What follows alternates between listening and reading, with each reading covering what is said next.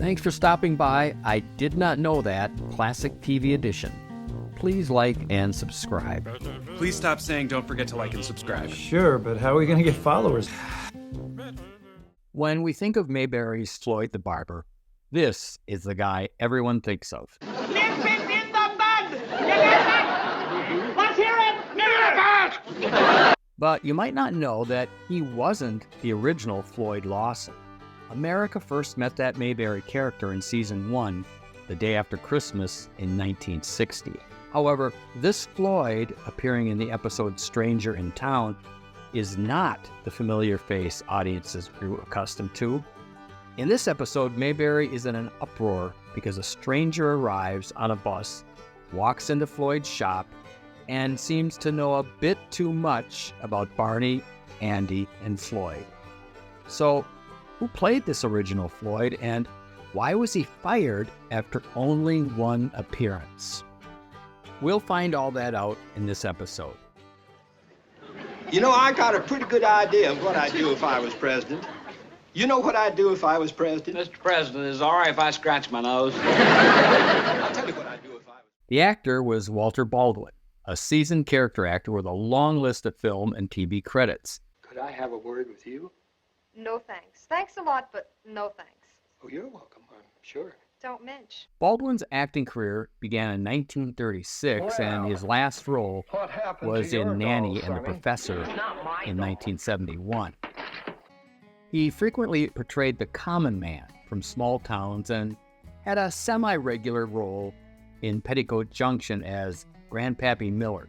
Grandpappy, you know what you're supposed to do when I fire 2 shots? Hey? You better talk louder, Joe. I can see as good as anybody. Baldwin passed away in 1977. So why was Baldwin replaced after only one episode? Years later, Andy Griffith shed some light on this situation. He said that there were 3 main reasons for Baldwin's departure. Number 1, nervousness.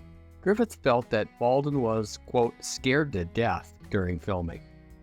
Despite Baldwin's extensive experience in television, something about this particular scene must have made him uptight and nervous. Bad for business. Number 2, forgetting lines.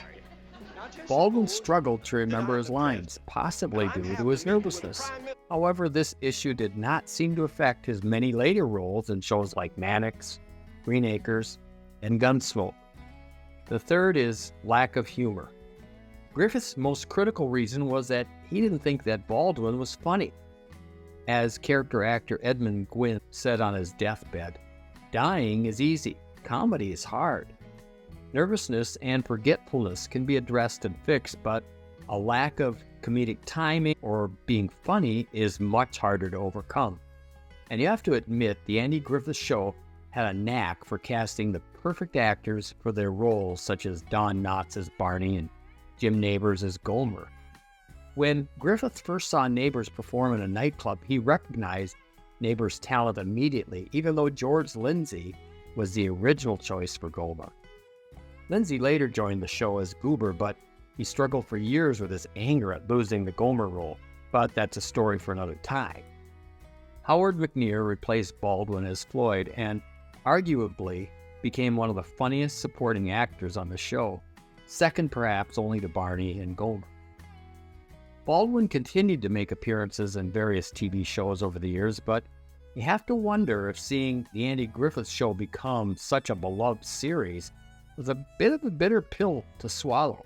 However, he may have been relieved to leave the role behind due to the stress he experienced.